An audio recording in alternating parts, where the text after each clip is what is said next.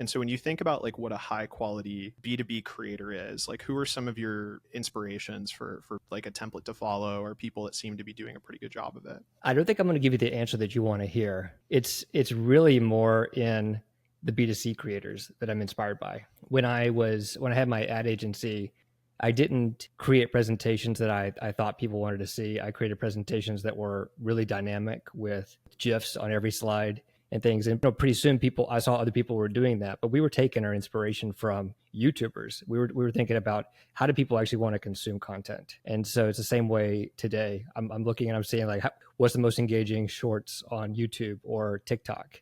And then thinking about those as storytelling formats to present information. Because when you're bidding for attention, people aren't going to give you their attention. You've got to find a way to grab it. And the people that are doing the best at grabbing your attention are not in the B2B space. I'm Meta Rick!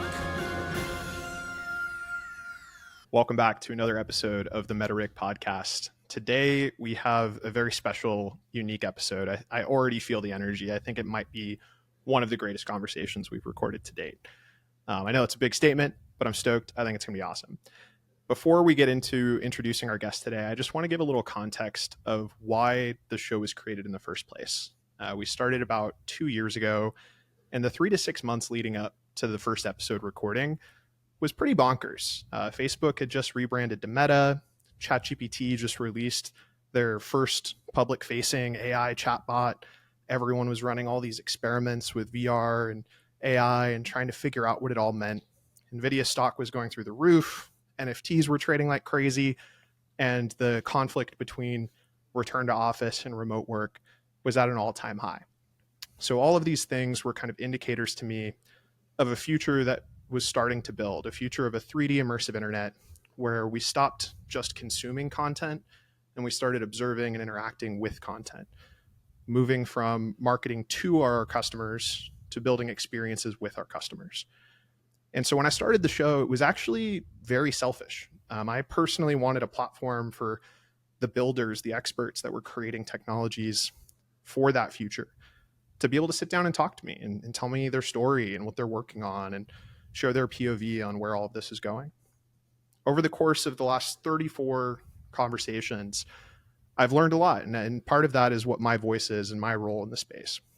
And so most of my background is in enterprise sales, working with large global companies to figure out how they buy and create processes around emerging tech, and working with startups to form how they sell it and how they talk about it, how they work with a bigger company.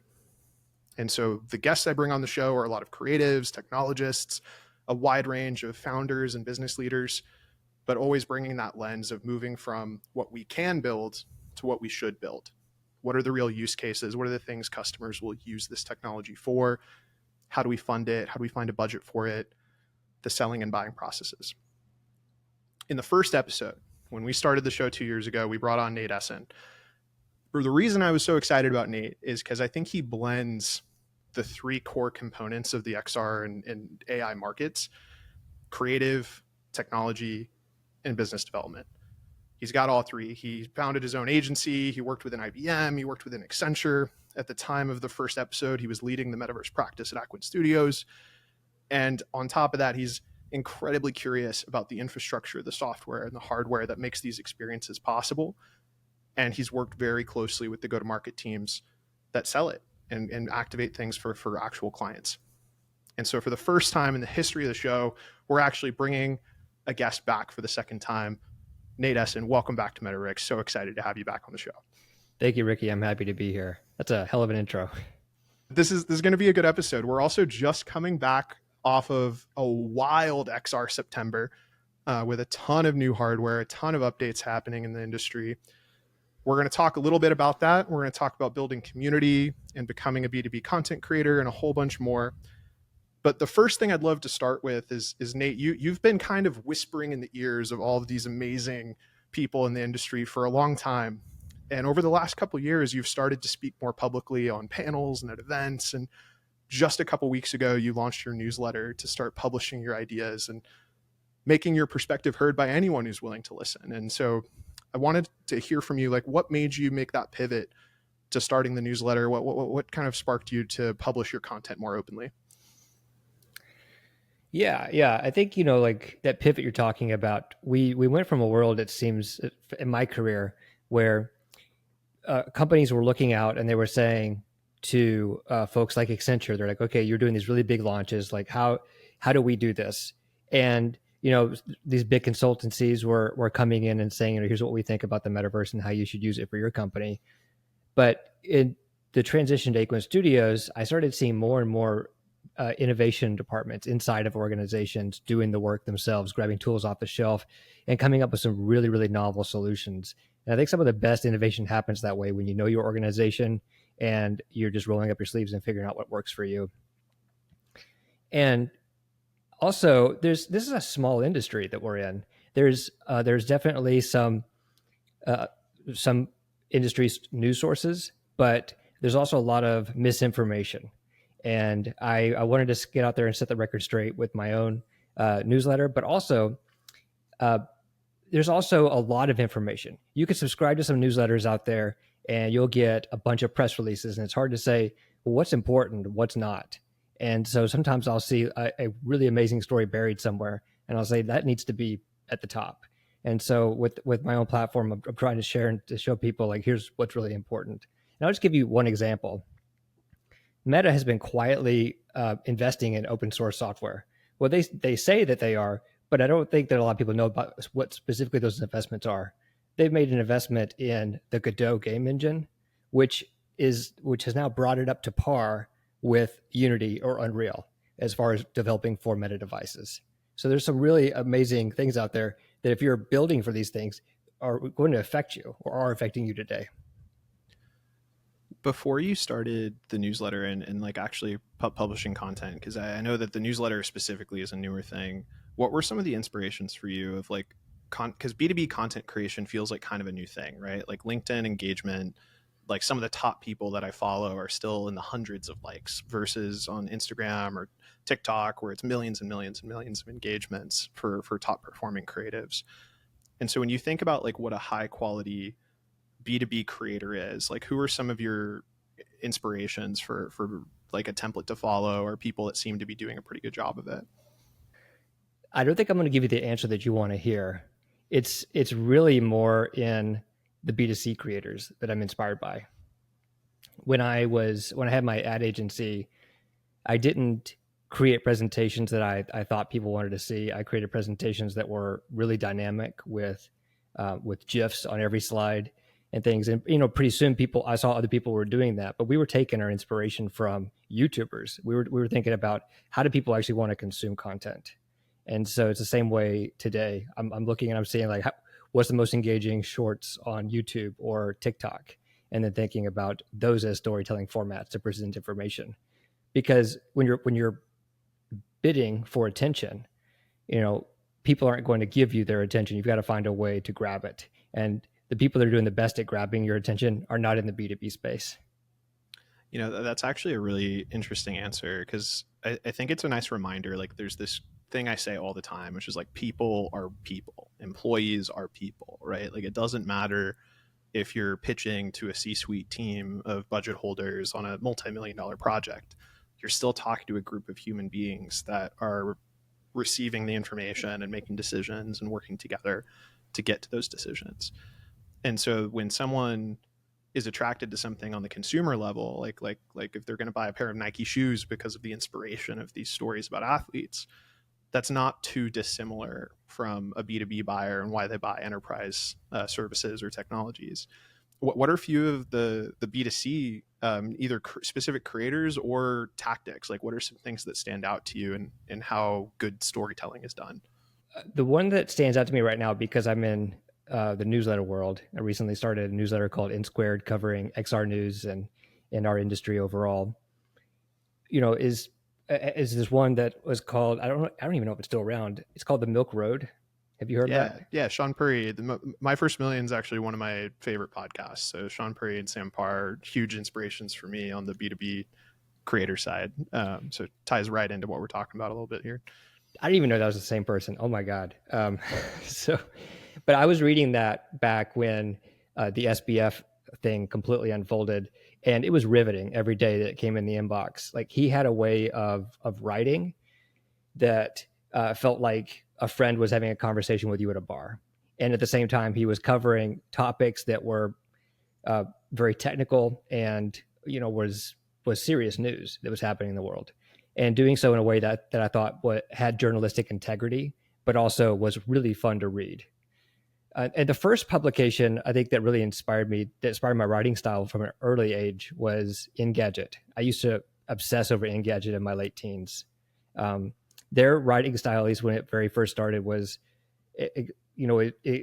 wasn't afraid of diving into the technical stuff, but reading it still felt like someone was having a conversation with you. It didn't feel like an excerpt from Wikipedia or a CNN article. So I think, like when it comes to copywriting, that's one of the first places that it starts, is just how well are you communicating in the written word. I think there's a lot of power in that idea of authenticity, like telling real human stories from a real human perspective. And I'm seeing that in top performing content, both in the B2C and B2B world, is there's a move away from like hyper polished marketing into these kind of more authentic, kind of low budget, low production, but very real storytelling. An example that we were talking about internally over at Arthur was a Replit CEO giving the demo of like their product, which for people that don't know, Replit is essentially like kind of like an AI co-pilot. Like it helps developers, especially young developers that are learning how to create an application, can leverage AI to build an app, and be able to create it from nothing and deploy it even. And he has this like 3.5 minute, 4 minute video that went viral on Twitter with millions and millions of views. But it's literally just like a Loom video, basically. It's like him just talking to you, giving a quick demo of the product. It's not this crazy hype techno music kind of get you excited. It's more just, hey, I'm a real guy. This is what I built. This is why I built it. This is why I think it matters. And it feels like those type of stories are resonating a lot more with people these days, where they want to find something that's really human, and kind of real. Yeah, getting authentic is kind of a hard line to hit, because you're bridging a line between shitty content and authentic and honest communication. Because like there's still a certain level to hit. You and I are both using professional microphones right now.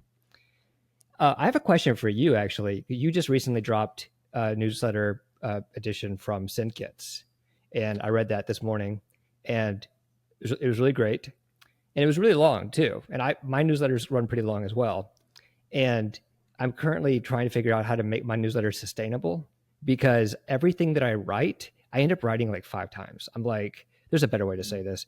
The lead is buried somewhere in here. Like I messed this up. And, like I'm sinking a lot of hours into it. And so I'm just like, I'm going to go shorter for sure. But also I'm just like wondering if I could improve as a writer. And I'm just wondering about your process. Like, how are you cranking out the amount of content that you are and still functioning? Yeah. So I'll zoom out a little bit, because for context on the SendKits thing, that's a project I'm working on with a couple of friends to build a sales tool to help salespeople do better follow-up. And that kind of ties into this, right? Because salespeople are typically like wanting to focus on the meeting and closing a deal. They don't want to focus on creating content or how they package and deliver content. So that's why we built that product, is to basically give a salesperson 17 seconds to be able to rebrand and repackage content, send it out to their customers. So it helps cut down the time needed to build things. The newsletter that I sent out for that is very scrappy. So that's a thing where I just kind of talk about authenticity. Like I almost essentially word vomit out my perspective on where the company's at, a list of updates of things that we've pushed since the last time I reached out. And I'm comfortable with it being long. I always like to highlight a real user and their story using the product too, to kind of show people they're not the only ones that are benefiting from the tool. But that is all about building like a small core community, right? Like we're talking hundreds, not thousands of users. Like eventually, hopefully it grows, but it's really about being very transparent with what we're building and telling everyone about it. And that's very similar to how I post on LinkedIn about XR stuff. Like people that follow the show probably see my LinkedIn content a lot more than they see all of the moments of these long format episodes of the podcast. But it's really, if I have an idea in the moment, like I try to spend 5 to 15 minutes every day just putting out either a post that I publish or a post that I don't publish and I keep in a journal somewhere. So it's a daily habit that I go through. but all those posts are written in real time. It's very rare that I write something on like Sunday and schedule it for the next Thursday or 2 weeks out and really refine it. I just spend 5 to 10 minutes going through it. And if I hit, 15, 20 minutes, it's like, shit, I can't waste all my time creating this content. Let it be good enough and get it out in the world. I don't like to over engineer it, if that makes sense. Yeah, it does. I think part of that too comes from, like you said, that daily discipline. You're probably also improving as a writer through that practice, so you're getting to your leads faster. Well, and a lot of those ideas come from this show, to be honest, right? It's like engaging with people, hearing their stories, and hearing ideas that I then filter down and apply to my own work and the things that I'm doing is where those ideas come from. Like this kind of ties us back into the XR stuff and kind of getting into what we typically talk about on the show is like last month was huge. Last month we had a new Pico headset, a new HTC headset, the new Snap spectacles. I went to MetaConnect for the first time ever. They obviously had a massive keynote packed full of updates, and like those aren't things that I'm creating or that Arthur's creating or that are coming directly from the work I do every day. But I think they're all valuable things, and people should see them. And I like to either put a playful spin on it or tie it into the work that I'm doing in a way that adds some color or insight. For you, this last month also, I'm sure, is huge, right? Looking at all these different updates. What's your take on the most recent round of hardware on the pro enterprise headsets versus the AR glass race? Like what are your kind of key takeaways out of this last month or so? So over the last month, we saw Snap spectacles come out, and then we saw Meta announce their Orion project for AR glasses.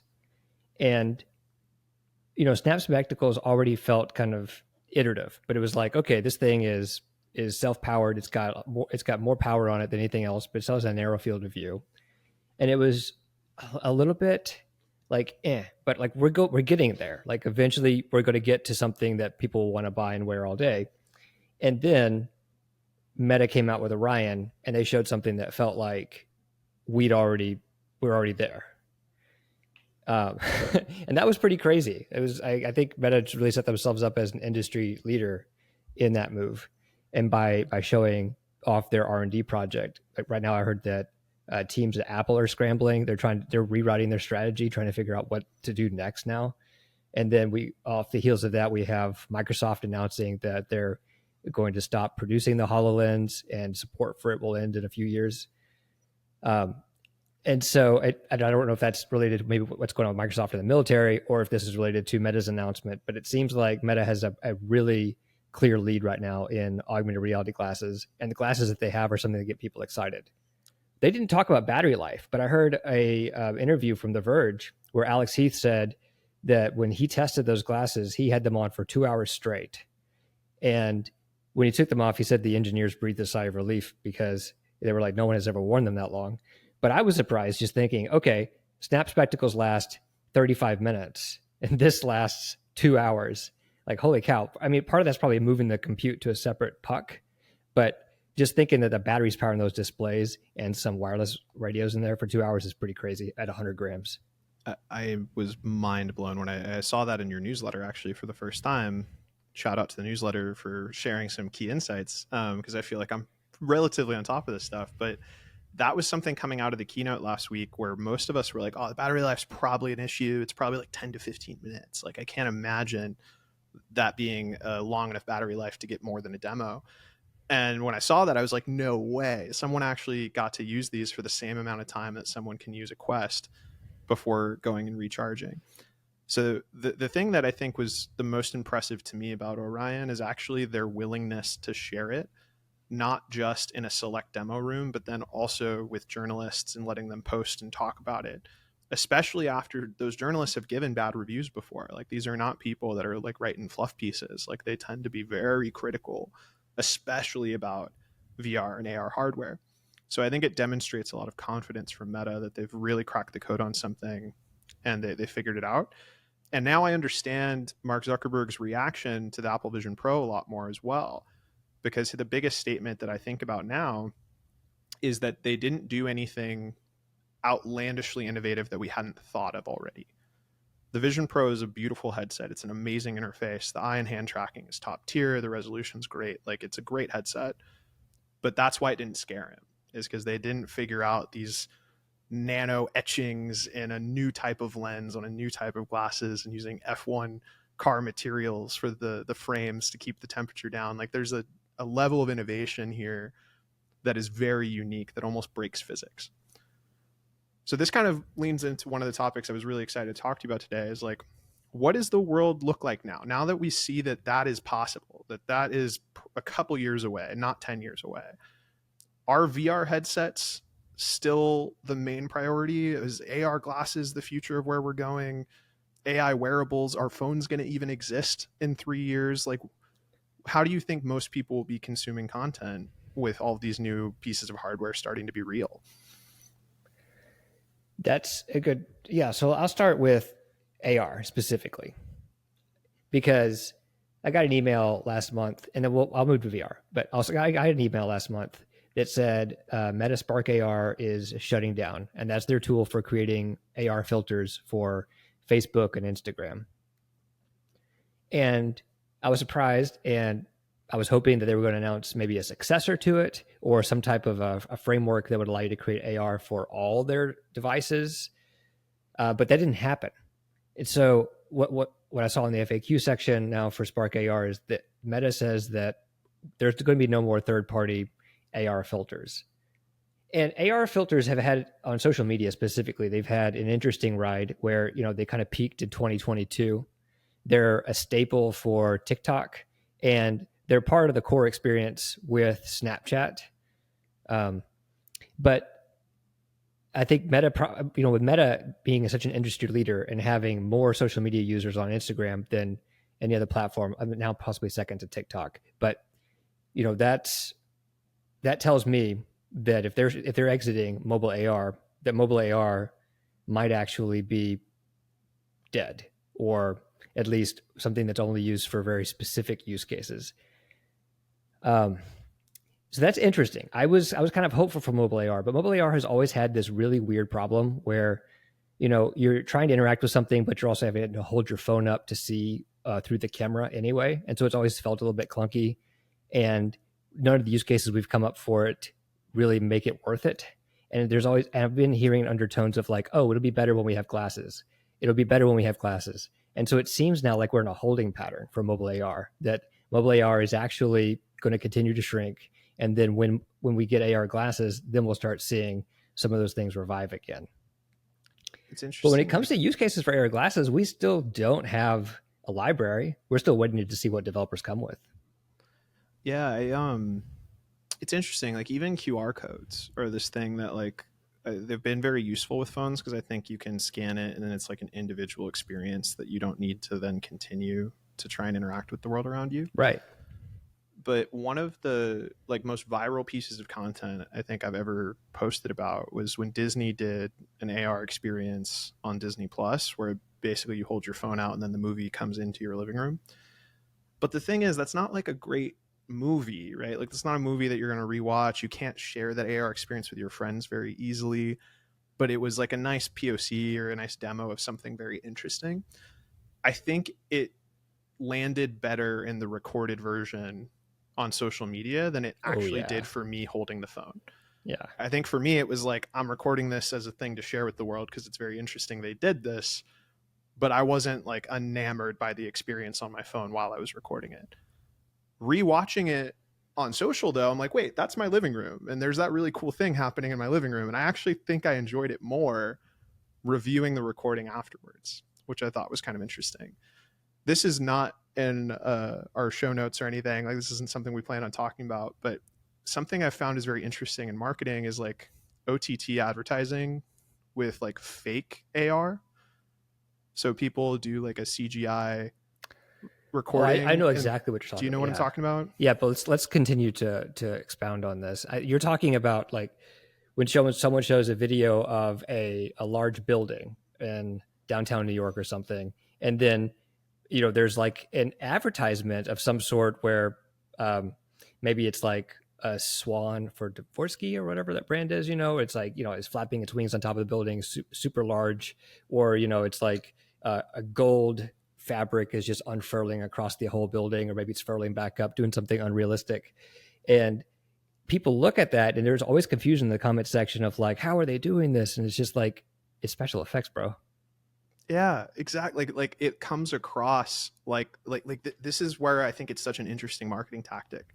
Is earlier in the conversation we were talking about authenticity, about how people resonate with these like very low production, very authentic moments. But there's a line there where eventually that just becomes bad content, and like how Yeah. do you still provide a great story or an interesting experience? And I think this like faux OTT advertising walks that line perfectly because it's a very authentic video that feels like someone just recorded it on their phone. But then the AR filter is like this high production, interesting thing that you can't actually do in real time AR. It's like actually just a fully edited commercial. Yeah. It's really an interesting phenomenon. It is. And I think some of that's like user generated content where you've got people who are doing it for the real. And then I think some of it might also be from the brands. So it's an interesting thing there too.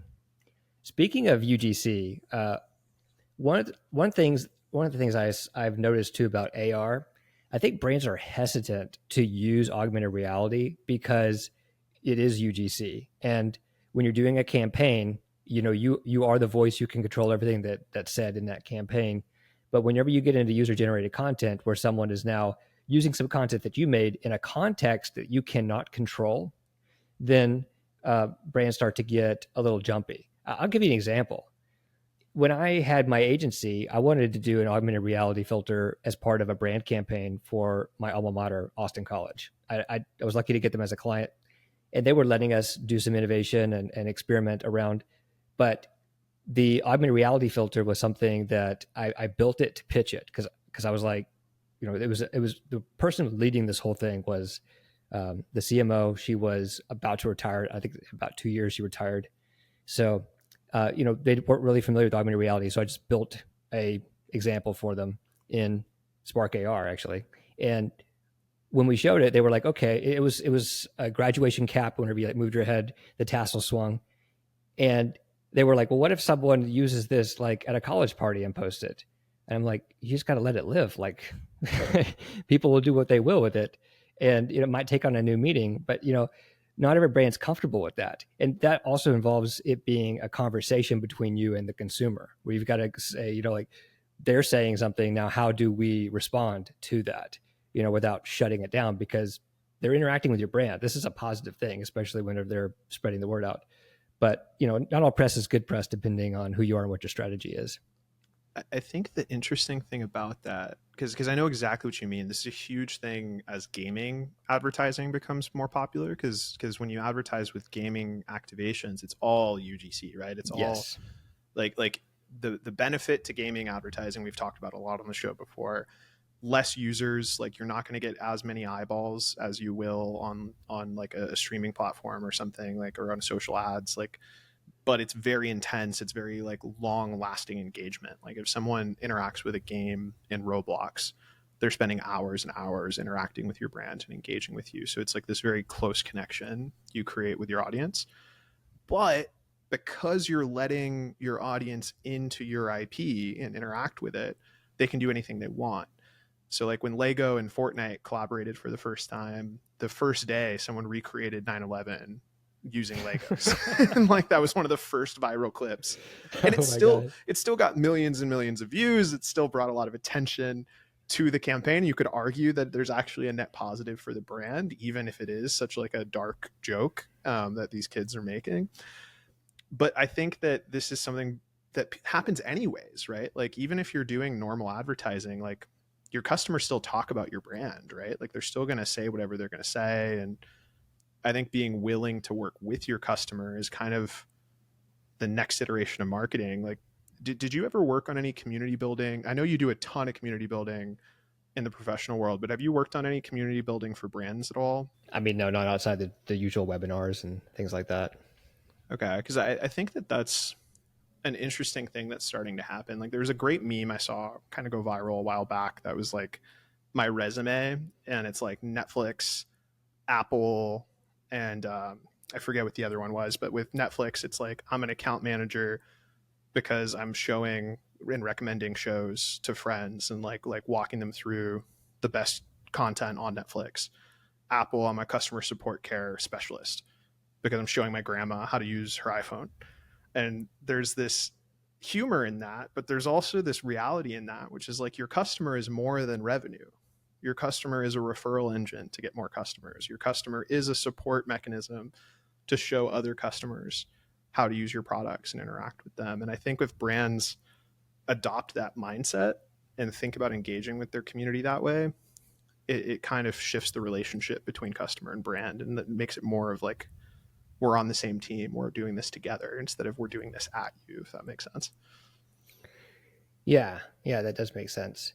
There's a certain amount of just that reminded me of something on an aside. When I had a newsletter for my company, and I would share case studies in that newsletter and send it out. I had a list of like 60 people. It was a small newsletter group, but they all, out of the 60, like 30 of those people were my clients.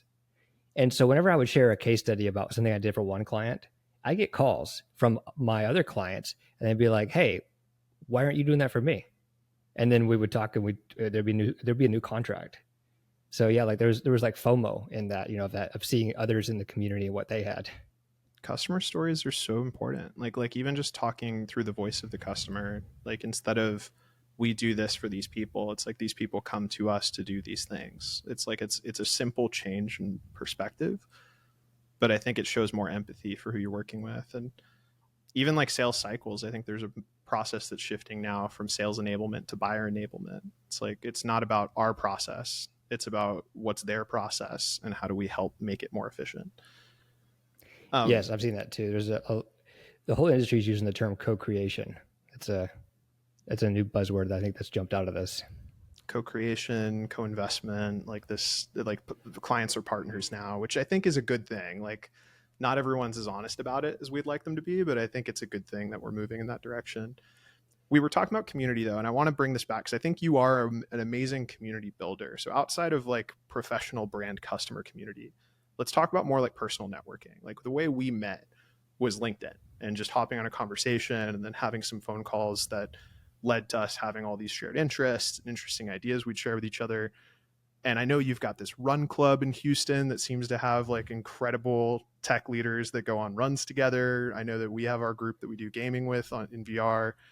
How do you think about community building in your professional network? So some of it happens organically. Like the people that share my interests are also people that I want to be my friends. So this started, I think, at Accenture when I was organizing VR game nights for people there, and we were doing things like Poker Stars VR, I think, and it was the one I brought you into, the poker game. And for a lot of people, it was like their introduction to VR. And so I was able to guide them through that. But as we met each week, we were, forming a community that way. I really like that. And I know that in the gaming world, that's what people do with their friends. And I definitely mix friends and business a lot. And so now, I think I brought you into our weekly Demio night. Well, you and I built that together. Actually, I joke that you should be a community manager for Demio because I think you're so good at getting people to try it. And then whenever we have someone drop out, you always have someone ready to fill in. Yeah. But that one night we had someone drop out, and it was our first night. Remember, I brought you in, and it was just you and me. We played a game together, and then you were like, I know who'd be perfect for this. And then we built it from there. You know what's funny about that is there's some FOMO around this. Like it's only a 4-player game, but when I was at Connect last week, I think Carlos had told a few people about it. And so I actually had a couple people going like, hey, where's my invite to game night? What's going on? Like it shows I think people want to participate in these things, especially people that work in VR. I think there's a lot of people that work in VR that focus on their own application, but then don't spend as much time doing these social VR things like hopping and walkabout golf or a Demio campaign or VR chat nights. Like I think there's more of that we should do as an industry and like get people together, not just for these events that we fly out where we're trying to find customers and partners, but just socializing for the sake of socializing, just geeking out with each other about all the crazy cool tech that we're all working on. Absolutely. I mean, having having friends is I think one of the most important things that you can do in life, and having friends that also intersect in business has been amazing. Like, I left my role at Aquin Studios back in March, and I've been interviewing, and I started this newsletter as something to fill the time and stay relevant, and been speaking. Of course, I'm here on this podcast, but when when I left, I was just surprised, honestly, about how many people like yourself were still were still around. And it wasn't just like my relationship because I might be a source of a sale or something, but it was a real friendship, and people are now sharing. And you've done this as well, like share roles with me or introduce me to people and be like, hey, I know this guy that's hiring. And it's been really great, like being able to land interviews because of people that I've invested in, and they've also invested in me. Well, you've left a good impression on a lot of people, Nate. Like when I think about, like whenever I send you a job that I see that I think you're a fit for or anything, or create an intro, which is a couple of times, it's not like it's been that many, but when it happens, I feel like I get a selfish benefit from it, where it's like, oh, Nate's an awesome guy. He's like left this great impression. He does good work. Like this is a guy that should be working here, and I'll gain some status even from introducing you. So it goes both directions there a little bit. That's true. But most of all, I do just enjoy chatting, man. Like we've had a lot of these conversations over the last couple of years, and it's a true like I think when there's a cultural difference between different generations. I was talking to a mentor of mine about this, where he was asking me, if you meet someone on a video call, have you met them? And I, without any hesitation, I'm like, yeah, I've met them. And he's like, there's some people that would say that you haven't met them yet. And it's like, until you actually meet face to face and you're in the same room together, you actually haven't met. And that was mind blowing to me, that that's actually a real mindset. And I've talked to a lot of other people about this, and I've found that's actually pretty common, that people don't see virtually meeting as meeting. It's virtually meeting, like it's slightly different.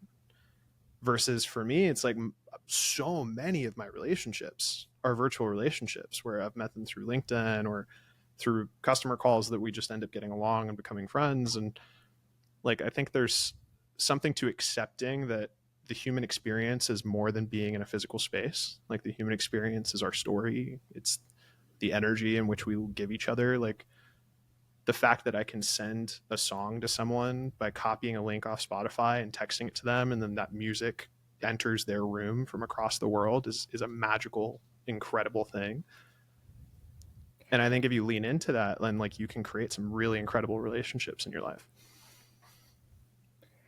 I mean, well, in defense of the Gen Xers, the Boomers, and the silent generation, if they're still around, I think that meeting on a video call is still not the full experience. Like, there's always the lingering question of how tall are you really? I think most of the time we all tend to like underestimate how tall someone is. I say that because I'm sort of a tall person.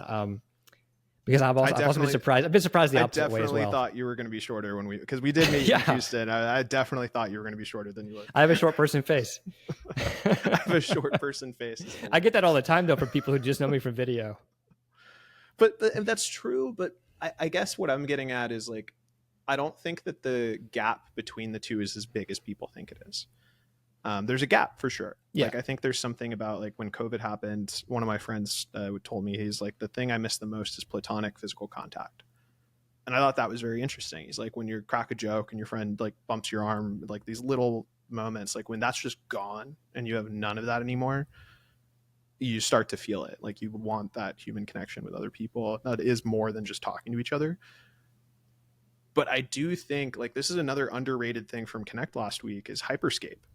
Like the ability to scan a room and to be able to bring someone else into that space. Like that pipeline is getting more and more efficient, where I think with AI at some point, this will be real time, where you could legitimately, with something like an Orion pair of glasses, not just have a hologram of your friend in your living room, but also they'll see themselves in your living room as well. And if you think about the physical conversations that you have with people, like I was thinking about this on the rooftop with some bar in San Diego last week. I had 4 friends that were sitting around a table. None of us are touching each other. Like we're all sitting in different chairs around a table with each other. So if I can replicate a lifelike avatar, the location environment around me, and the audio of the people talking, and all of those can be convincing enough, there would have been zero difference between us meeting virtually and us meeting in person. So I agree with you. I do think there's value to the in-person experience, but I don't think it's quite as big of a jump as we make it out to be. Yeah, no, that's for sure. And I think you and I were friends well before we met each other in person. Yeah. Yeah, I totally agree. Yeah, it's like we know so much about each other's stories by the time we meet in person that's like it feels like we're just kind of picking back up. Yeah. All right, we've gone all over the place here. I like it though. I think we're covering some interesting stuff, but let's get back into. You asked me the question about whether or not VR would change with the introduction of devices like Orion. And I'd also like to hear from your perspective or your experience if you got to try any of the devices at MetaConnect or Wear Orion. I did not get to try Orion. Didn't find the bunker. Pulled all the books off the bookshelf. Nothing opened. But we did talk to a lot of people who did try it and got some kind of secondhand feedback. And it's pretty exciting. Like a lot of people have been around the space a long time that first thing they do is run around the room or try and pressure test what it can do. And everyone seemed unanimously impressed. I've yet to hear someone say like horrifically negative things or disappointing things. Like it's pretty incredible, the feedback so far. Good. Okay. Have you tried the Quest 3S? The Quest 3S, I think, is amazing for consumers. I think the price point's incredible. I've told all of my friends who are hesitant about VR that like if the price point was the blocker, it's not the blocker anymore. For enterprise, I think the biggest gap is that in a Quest 3, you have the pancake lenses, and specifically for reading text, that's a pretty big jump. Being able to read a PDF in business collaboration or training development use cases is pretty important. And the Fresnel lenses and it just doesn't quite get you the sharpness for text. So the text has to be really big, or like it just creates a limitation there that I think is worth the extra investment to get the Quest 3 if you're debating. I haven't done a lot of work in IT hardware, but I have some friends on the hardware side. And even though you can go to Walmart right now and pick up a laptop for $199, businesses are not buying laptops for $199. They're paying like $4,000 to $6,000 for each laptop. They're getting very, very robust hardware because these things have to have a little bit of a life cycle to them. What I think about the Quest 3S is definitely not for business. It's for the Gorilla Tag players. This is for a child's first VR headset, and it's definitely, it has the potential, I believe, to be a best-selling gaming console, not just VR, but going up against Xbox, PS5, and possibly even the Switch. The Switch is pretty far ahead of everybody right now. Especially right now, because like PS5 and Xbox don't have like huge activations. Like you've got the PS5 Pro, but they've been in market for a long time. Yeah. And so I think this is the newest thing at a reasonable rate now. That the biggest blocker for consumers though is like if you have kids and you have like 2 or 3 kids, getting 2 or 3 headsets, one for each kid, adds up quickly. So I think that's another reason the price dropping is so important, is like now you could afford to get 2 of your kids a headset for almost the same price it would have costed to get one before. So I think that's a pretty kind of important factor on the consumer side. Yeah. And for our enterprise listeners, the game Gorilla Tag now has 1 million daily active players. These are kids between 8 and 14, mostly boys. And it's the number one game right now on Quest. And so what we're seeing is a generation of kids that are growing up with virtual reality and are also influencing their friends to buy these devices. And every Christmas for the past 3 years now, the number one app in the App Store for both Google and Apple is the Meta Horizon app, which is what's required to set up your VR headset. So these are definitely a top Christmas list item. I wouldn't be surprised to see the Quest 3S under trees again this year and set this up to be even bigger than the Quest 2, which is almost 20 million devices. I completely agree. And I like this talk track. I want to dive a little deeper into this because I think something that is being very smart about by playing both the enterprise and the consumer side and like watching them merge together is on the consumer side, like these kids are going to grow up. Right? Like they are going to get older. They're going to join the workforce. They will be the next generation of enterprise workers, assuming AI doesn't replace us all. And so with Horizon, have you spent a lot of time in Meta Horizon? Have you dabbled much with that or followed their updates? I check on it probably once a month just to see what they're doing because they're constantly making updates and announcements. I tried their mixed reality mode the other day. Very fascinating stuff. I haven't tried the mixed reality mode. What's that like? Okay, so if you enter mixed reality mode, basically it's not like a Horizon world where you go into like a world that someone has built, but they just have a blue ring, and you can move this ring in your room, and it moves kind of a central like gaming table space, and they have multiple little mini games you can play. And then, like I mentioned, it's not a world, so it's invite only. You just like invite your friends in with you, and then you're in mixed reality. You see your room and everything. Your friend appears as an avatar, and I believe they're stuck as a cat avatar, or maybe that's just the NPC that does the tutorial. But they're in your room with you playing these games, and if you need to like get your friend out of a wall or something, you just kind of recenter it. The wall problem for mixed reality is something that we need to fix, and I can see some paths. I've seen a prototype. I'm going to take it aside here. I've seen a prototype where if you want to invite friends in mixed reality to hang out with you, one of the problems that we have, like if you just turn off the environment in some applications, you can see your friends as avatars, but they're like physically inside your wall. It's kind of a weird perspective thing because you see them beyond where your wall is, but they're totally solid. And the way to fix this I've seen is like if everyone has their own space, you could bridge them. You could have in mixed reality, your headset already knows where your wall is in your home. So you can just cut that wall out, and now you can have your friend inside your wall, inside of a different environment. And like you were talking about with scan spaces, it could even look like their environment. I Like think that's right around the corner. This is one of the best things I've seen some videos for as well. It's like if you want to merge 4 different people in 4 different rooms, but use pass through and like really see the space, leveraging walls as cutouts into other rooms is pretty cool. And I've seen some games too where like people can play catch between one room and another. We've seen the same demo then, yeah.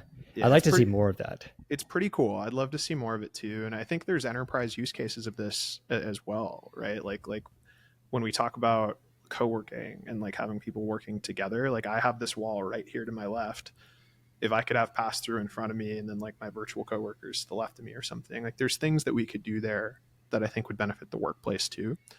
But you have to give up on a couple of things when you do that. You have to say, we're going to dedicate this experience to this device in this modality. Like this is not going to be something you can join from your phone. There's not going to be something you join from a web browser. There's not going to be a facade of a virtual office around us. This is just going to be the experience, and that's quite a commitment. It is. And this is something, at Arthur, we have a thing called co-location mode that I really think is exciting. I think with something like Orion, it's like another level of what it could be, because the one drawback is that you're still seeing anyone who's in the room with you in pass through, like you're still seeing this headset on all of your coworkers, so you can't see their face. So that's where the glasses, I think, make a big difference. Oh, yeah. But if you take that away, like if you can get over the fact that everyone's wearing a headset, it's pretty incredible because like now you're bringing virtual physics into a real world environment. So all of the things that you can do with flying a sticky note across the room or scaling it to be 10 times the size or pulling a 3D model from your asset manager and having it be on the desk in front of you, like those are all things you can now do while still seeing each other. And then the cool part is if one person's virtual or 2 people are virtual, their avatars can then be in that room with you and have the same kind of navigation to those items. Like they're the same distance away, they're positioned in the same part of the room, they're all anchored properly. And so that's something I think is really kind of interesting. And I think I saw you actually write an article about this, like maybe like 6 months ago, maybe a year ago, where you were talking about how VR is more than a remote work tool. It's actually going to change the culture of the office environment. I'm remembering, was that you that wrote that? Probably. I'm trying to place exactly. It was definitely a post, not an article, because I've been doing experiments with mixed reality co-location for a year now, and I'm really excited by the possibilities, like what you're describing. You're working on something on this too, right? Like, are you comfortable sharing, or do you want to keep that to yourself? I'm comfortable sharing. Yeah. Yeah, because you've been prototyping something, and I know you've been cooking something up related to this. Yeah, I'll describe what it is, and then I want to kind of break down why it's risky. So, I with the ability for me to stand in the same room as you, so we're both in the same city, same physical location together, and you're wearing a mixed reality headset like a Quest 3. I'm wearing a mixed reality headset, and then we are entering an experience together to where we can see the same virtual items. Let's take an example that doesn't exist, the one I'm really interested in building that I've already like done some. I sent you one of the mock-up images for it, but basically, there's two people and they both have they have one controller and then you have one hand free, and on your controller hand you can see a universal remote with like a large touchscreen. You can select movies to watch. And so we have this screen in the room with us and we can watch a movie on that screen. And this thing can be like size of an IMAX. And the light and everything can reflect off the walls in the room. And, it's the exact same use case that we've seen the Apple Vision Pro sold for, which is like one person watching TV alone. But with co-location, you can have two people having the ultimate cinema experience together. And like you said, when you're wearing a headset, it's hard to connect with someone else because your eyes are blocked.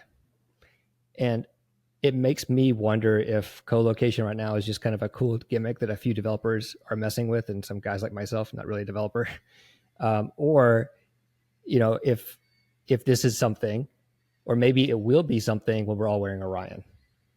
I can see it more with Orion. I think it's both. So it's similar to like when XR started getting a lot of real traction in the enterprise world. It wasn't like mobile headsets, it was XR caves. And these XR caves would cost $750,000 to make, maybe more. And you had to use them for very specific things where it was valuable enough to overcome the friction points. So prototyping multi-million-dollar equipment for jets and defense industry stuff. Have you been in an XR cave? Yes, one time. There's a company called WorldViz in Santa Barbara that was really early to starting building these XR caves for companies. And they showed me an example of kind of their demo cave that they show people. It was pretty crazy. Was it convincing?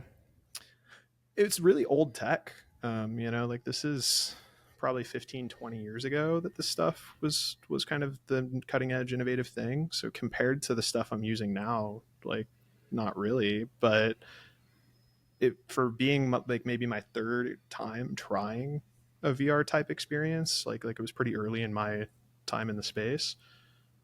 It's pretty cool. I mean, you wear these glasses that basically stuff's projected onto the walls, and then based on your glasses and where you're positioned in the room and where you're looking, the things on the walls will move as if you're kind of wearing a headset, but in this massive warehouse space. So it was interesting. Like it was, I could see why it's valuable for people, but it's nothing in comparison to the stuff we do now. Yeah. $750,000 is a lot for that. And to be fair, I don't know if the 750,000 is the same as this, right? Like that was one isolated experience. I'm sure the stuff that the defense companies are doing might have been a step above that, right? Like they were still doing flight simulators and other sorts of things outside of just the kind of experience that I had. I did something similar when I was 19. This is back in 2009. I took a Wii remote, and you could connect them to computers using Bluetooth. And there was a few dev kits out for that. And I had it, I think, connected to Blender. And so I was able to literally just duct tape it to a hat and just wear it.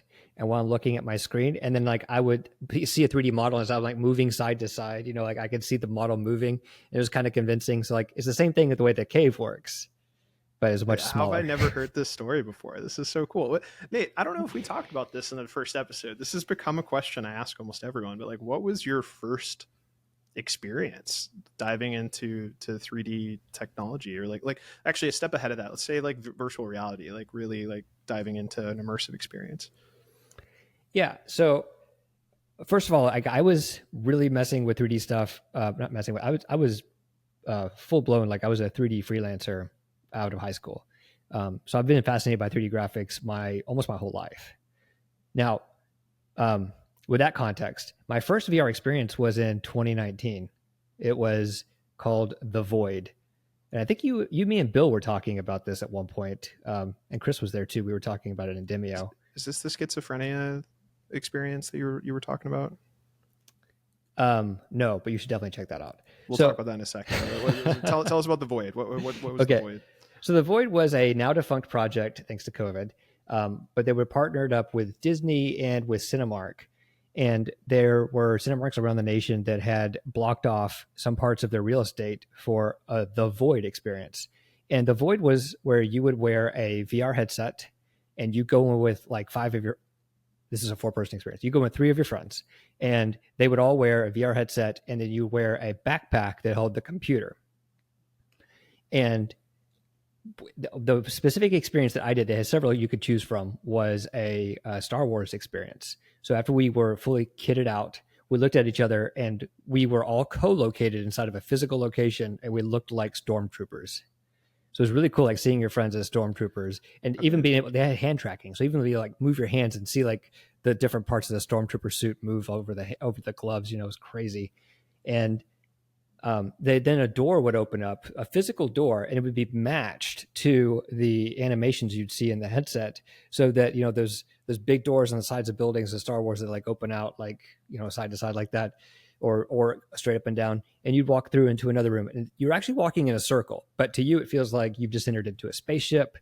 And then when you get off, you're like on a hover pad, and then you walk into an ammunition room. There's guns. You walk over, pick up a gun, and you're seeing a virtual like blaster in your headset, but you pick it up and you're holding a physical blaster. Whenever you fire it, it vibrates.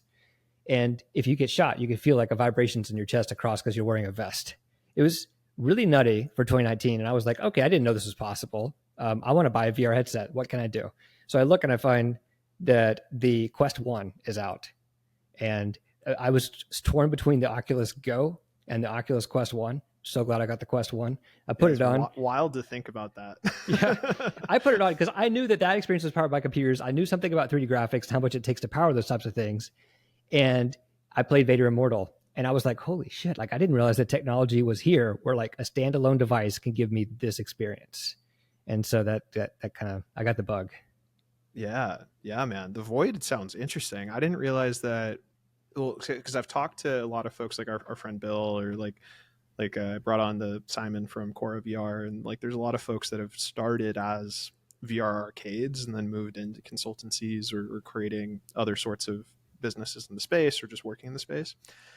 But lately this, like, it sounds like it's like the current versions of this would be like Sandbox VR, zero latency, like these kind of physical retail locations where you go in and they have like an arena set up for you and like hardware that they clean out between groups and kind of reset.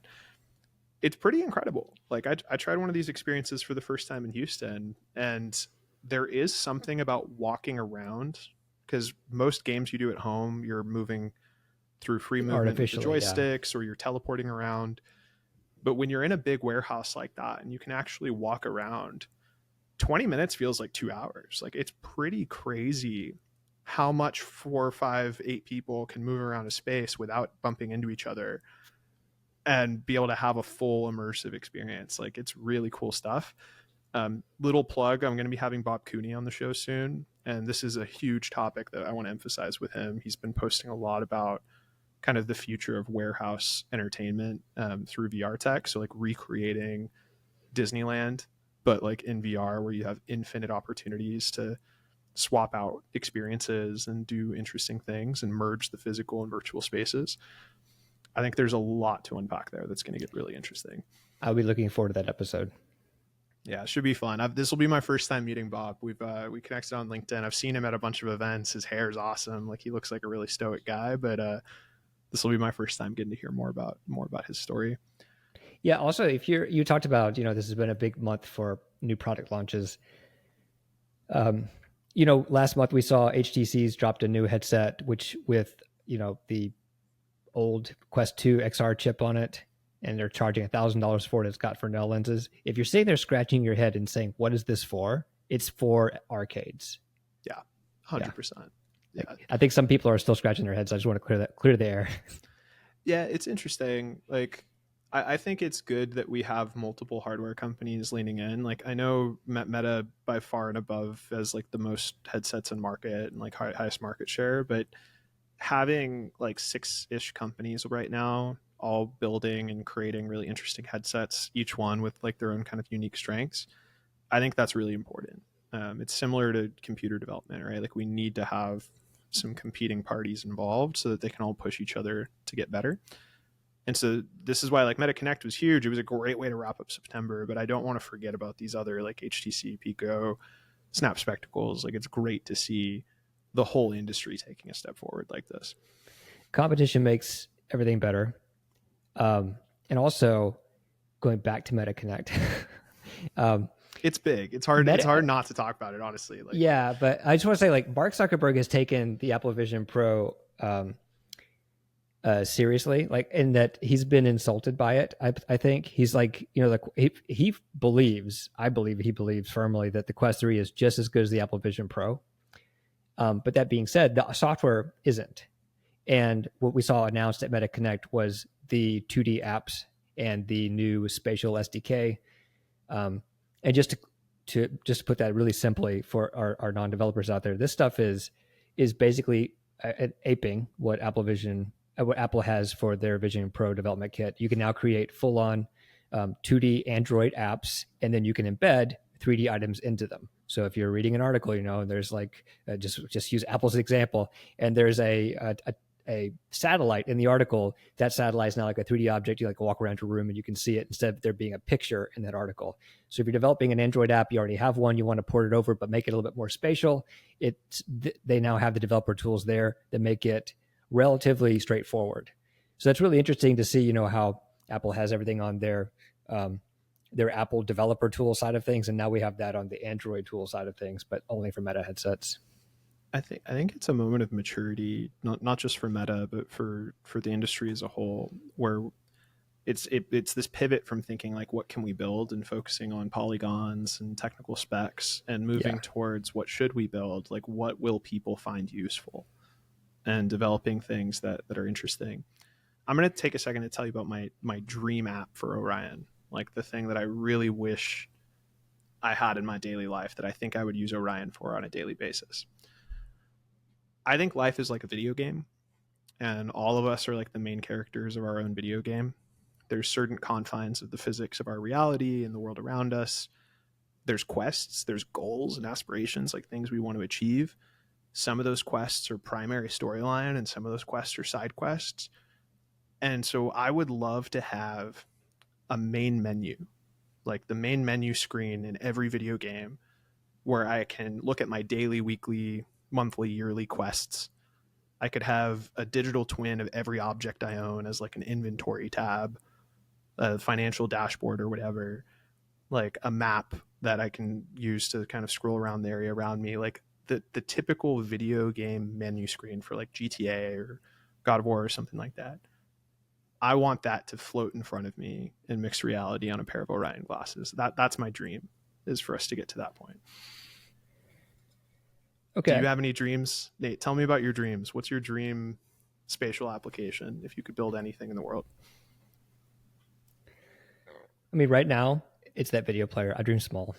Like, I'll just give you an example. So people are impressed by the Apple Vision Pro television watching experience. And you can pretty much get the same thing now on Quest. There's a lot of little apps that'll do that. But, you know, I really liked, like, especially during COVID, like watching a movie with a friend of mine, we would jump into Big Screen, which at that time was a software company, not a hardware company. And, you know, Big Screen allowed you to go into a movie theater and you could play a movie off of your hard drive, and they could, you know, they would be streaming, they could see it, and you'd have this really cool theater experience. And it felt like you were in a movie theater. Once you were sitting on your couch and you were in that for 5 minutes, your mind was like, I'm in a movie theater. It was a really, really cool experience. And you could talk to them, and, you know, there would be spatial audio, so you'd hear them, like whatever side they're sitting on. And when you turn around, they're an avatar, again, reminding you you're not in a movie theater. But it was really special. But I tried to show that experience to my partner, and she was like, let's sit on the couch together. And getting our view spaces aligned was the most difficult thing in the universe. And anytime one of us needed to get up to get something, we had to redo the whole thing. So I was quite annoyed by that. And I was like, surely there's something out there for this.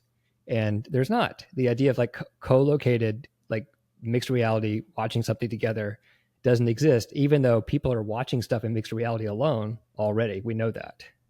So I'd like to see that. That's my dream. I love this idea. It sounds like the closest thing I've seen to this is there's a virtual version and an in-person version of this in the sports space. The virtual version, I'm forgetting the name of the app right now. Trying to look it up real quick to see if I can find it. I think it X Stadium. I think so. It's something with an X. Yeah, I'm struck. Maybe I'll overlay the logo or something. I think it might be X Stadium, actually. Yeah, I think it is X Stadium. But they don't have co-location, do they? I think they do, because when I was playing with it, there was basically a virtual kind of version of the game that's being streamed in front of me, like courtside at a basketball game or something. But then if I turn my head to the right or left, then it was the room I was in and not the virtual experience. And I had seats where I could invite friends to appear. I don't know if they have co-location if we're both in the same living room. I think that might be a limitation. But if your friends are in different places, it's like that remote, kind of more like what you were talking about with big screen. And then the in-person version of that is this company called Cosm. Have you been following Cosm? Have you heard of this company? I think I saw it on your feed. Was it like the Sphere, but for sports? Yes, it's so cool. This company legitimately acquired the company that made all of the planetariums and leveraged the same technology to create these entertainment centers. And what I think is this is the future of movie theaters. Like, I think that movies have become so ubiquitous and we all have access to streaming movies anywhere. But the ability to see live shows from anywhere, like to be able to see a UFC fight that's happening in Vegas at a local entertainment center near me and have it feel like a live experience, have all of us be there as if we're in person and have it feel real, like VR at scale for groups of people. I think that's very interesting. It's also incredibly expensive. It's something that's going to be rolled out one market at a time. Having a software solution for that as an app is a cool idea. I like that a lot, because I think in order to enjoy sports and entertainment, it's not an isolated experience. It's not for an individual. It's very frequently a group of people wanting to enjoy that together. I think that vision is pretty clear. Have you been to a Cosm? No, there's one in LA though. It's high on my list. I'm going to go to one before the end of the year, I think. Okay. Yeah, I could see that. I think there's something really special about technology that makes things more immersive, but also brings people together. Yeah, that's the theme lately, I think, for me, is XR and AI bring people together. Everyone's afraid of AI replacing people. A lot of people think XR is this like suck you deeper into the computer, into your own matrix. But I'm optimistic. I think these technologies actually create opportunities for human connection and help us get the most out of our time together instead of removing us from each other. I actually think 2D, like binging stuff on streaming platforms in a 2D window on your own, or asynchronous work where you're passing a baton in a Miro board or in a Jira board or something to someone else, that's more lonely. That's more individual work being done and then passing things over. I think XR and AI gives us opportunities to come together and have really, really interesting group sessions. Yeah, actually, I want to go into that for a little bit, and I know we're almost at time here, but when, so I have had this opinion for a while. I haven't talked to too many people that share this with me, but I've heard Nilay Patel from The Verge. He's the chief editor in chief at The Verge. He's talked about it too. He says that there's nothing lonelier than being in a VR experience by yourself, and I've felt it. I feel like it is like a profound sense of loneliness. And when you enter an experience though with other people, it can be, I think, almost as good as being together with other people. You got everything except for the pat on the arm or the hugs. And when you're on a video call like we are right now, if I'm on video calls all day, I'm a lot less happy than I am if I've been in virtual calls in the metaverse all day. So yeah, I think there really is something to that. And that's also why I'm interested in building this co-located video app, just as a proof of concept, just to say, like, is watching videos together better? which is my proposition is that yes, it is. Well, I love this because this ties into another thing that we experienced together recently. Is passive social experiences are still incredibly immersive in VR. And what I mean by that is, I think when people think of social VR, they think of games immediately. They think we have to be doing something very active and like participating in activities together. That's almost like assuming we have to play sports in the real world to have fun. But in reality, most social interactions are like, let's go get a cup of coffee, let's go get lunch, let's Yeah, hang out on my balcony. Like that's most of our interactions in the physical world. Why would VR be especially different than that? I don't think it needs to be. And so in Demio, they have this kind of mini game where it's the figure painting, like you're oh my painting god, yes, the I love models, this. the minis. And I was so glad that I forget if it was you or Bill who brought it up, but like in our little Demio group, we go off into this little virtual room, and there's all these different 3D figurines, kind of like D&D figurines, and there's just virtual paint, and we're just sitting around a table together, painting models and talking.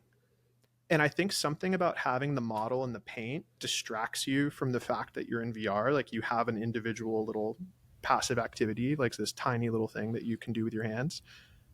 But really, it's just about the conversation. It's about being with the other people. And even though I can't see you, like it's like a mask floating in the air. It's not actually an avatar. Even I felt closer to you in that than I do even on like this video call right now. It's kind of Absolutely. interesting. Yeah, I still remember where you were sitting at the table. And it was, even though the door in the room doesn't work, it was still really fun, I think, because we were waiting on Carlos 30 minutes late. I'm going to call him out. He he shows up, and he's now at the front. He's not at the front door of the room. We're like we all look up from what we're doing. We're holding our models, and we look up over him, and we're like, "Hey, Carlos," like that was really a neat moment. It was, and it makes me think back to back when Meet in VR was a thing. There was a moment where I was trying that with a friend in Germany, who I hadn't really talked to more than just like text or sharing music in years, and we had a very similar moment where we just hopped in a meeting, and we didn't really do anything. Like we played around with whiteboarding, like we were just drawing stuff, kind of similar to the painting activity. But it felt like we were in the same room, and it felt like we were catching up. And coming out of that, I was full of inspiration and energy, and like it gave me a boost. Versus, I feel like when I'm in back to back video calls, it's like almost fatiguing. Like I actually feel drained instead of inspired. It's even if the meetings are very high energy, interesting meetings. There's just like a certain point where there's like a threshold where it's too much. I mean, there's probably something about the format too. Like what you and I are doing is very similar to what people are doing day to day in most office jobs, and that is like there's nothing to do other than for us to talk to each other. And then if I pull up a tab or something and I start reading, you're going to see my eyes. So we have to give each other 100% of our attention, and that's it. Like there's nothing else to do here. But like in VR, it's much more like it is in real life, where like maybe I'm just like trying to spin my phone on my fingers like while we're talking. Well, and what's interesting is like even without eye tracking, like even without like real eye contact, which I think we will get to in VR fairly soon, Yeah. it feels pretty close to like we're both looking at each other. But I think I heard Zuckerberg talk about this on his first Lex Friedman interview like 2 or 3 years ago. I think this was like around when the Facebook Meta rebrand happened. He went on Lex like shortly after, not the Kodak Avatars one, like way before. I'll listen to that. And one of the things he talked about was on a video call, it's physically impossible to make eye contact. Like right now for me, I have a window of you that feels the most personable. It's the easiest for me to give you my full attention is to look at the screen of your face and be able to be like, I'm talking to Nate. But to you, I'm like looking away from the camera, like slightly down at the screen. And to the viewer, I almost feel bad because it doesn't look like I'm looking to the viewer either, like I Yeah. do when I look at the camera. But if I look at the camera, then I'm looking at a little black dot. I'm not looking at you. And then I feel disengaged. And it's a very difficult balance to strike on video calls. You almost always have to slightly pretend, either pretend like I'm getting the full attention or pretend like I'm giving it. Like it's never fully there. It's really hard. You should take a poll with your viewers, find out like who looks at the camera and who doesn't. Like I've, as a philosophy, I do not look at the camera anymore. I'm just like, this is reality. This is what it is now. Yeah, just getting comfortable being like. And then the other thing is like it's really hard not to look at ourselves. I think there's like insecurities and people are like, oh, does my hair look okay? It's humid as hell in San Diego right now. My face is probably sweaty. It's like it's easy to glance and like want to check on myself instead of focusing on the other people in the meeting. Yeah, and like I've tried doing like the settings in some video call apps where you can like turn off your self view, but then there's like a new anxiety. Like, am I in the frame? Am I being cut off right now? Like, who knows? Well, I think there's something about in VR, like this POV, where it's like you're not looking in a window of people, like you're looking through your own perspective at people. And I think it legitimately changes the words you say, like the way that you communicate, the ideas that you're thinking about that come to mind. Like take away any features and just have that. And I think that alone is pretty valuable. Like a lot of the people I talk about in the XR space just use Walkabout Golf for small catch-ups with 2 to 4 people. It's like it's not a collaboration tool, but it actually makes for a pretty good collaboration tool for small groups. Yeah, I've used it too. I highly recommend that for casual meetings. Nate, I want to kind of, as we get into, we're getting close to wrapping up here. Yeah, I know you have a hard stop. I do. Yeah, I've got a call coming up here. This has been a lot of fun, though. We've gone down a lot of different directions here, and I think it shows like how often we talk. You know, like I feel pretty comfortable just chatting about whatever with you. But as we wrap up here, what is it that you want to share about what you're working on? I know you're kind of exploring the next step in your career, and like how would you define yourself to someone? Are you like a developer, a creative leader? Like talk us through a little bit about how you define yourself in the space and what you're looking to plug on things that you're working on. Yeah, thank you. I'm a creative technologist. I work best in innovation. And again, I'm running a newsletter called N Squared right now, covering the things that I'm most passionate about, XR technology and immersive experiences. And you can subscribe to that. It's called N Squared. Visit my website, nateessin.com/N Squared. That's Nate Essin with one E in the middle. Yeah, so I've been a metaverse practice leader, helping Aqua Studios to launch a new metaverse practice, all their products and services and offerings, enabling their sales teams on those. So yeah, thanks for inviting me, Ricky. I'm happy to be here. It's a blast. The first time we've had someone come back for a round 2. Someday we're going to have a round 3, I know it. But thank you so much, Nate. That's the pod.